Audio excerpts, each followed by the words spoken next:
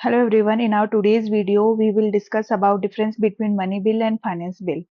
See, in our Indian Constitution, हमारे India के constitution के अंदर मनी बिल जो है वो सेक्शन 1110 के अंदर डिफाइंड है, जिसके अंदर ये बोला गया है कि मनी बिल जो है वो presently originally house of people में प्रेजेंट होगा, मतलब लोकसभा में प्रेजेंट होगा। उसके बाद में इसको रिकमेंडेशन के लिए हम राज्यसभा में भेजेंगे और 14 डेज का टाइम देंगे।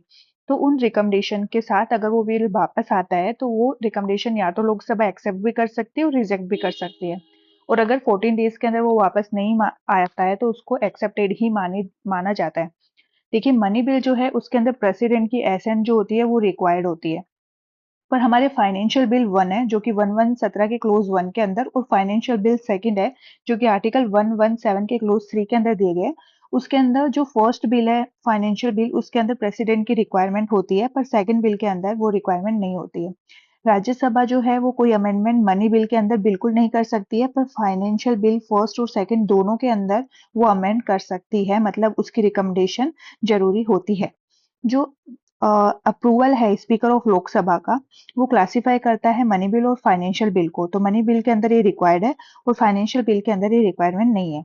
Recommendation of president to produce the bill, ये रिक्वायरमेंट होती है मनी बिल के केस में, पर फाइनेंशियल बिल के अंदर फर्स्ट के अंदर ये रिक्वायर्ड होता है, पर सेकंड के अंदर ये रिक्वायर्ड नहीं होता।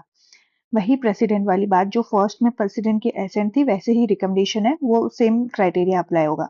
अब उसके बाद में ये जो मनी बिल है ये सिर्फ और सिर्फ लोकसभा के अंदर ही इंट्रोड्यूस होता है, पर फाइनेंशियल बिल 1 है वो भी लोकसभा के अंदर इंट्रोड्यूस होता है, पर फाइनेंशियल बिल सेकंड है वो किसी भी लोकसभा या राज्यसभा कहीं भी इंट्रोड्यूस हो सकता है।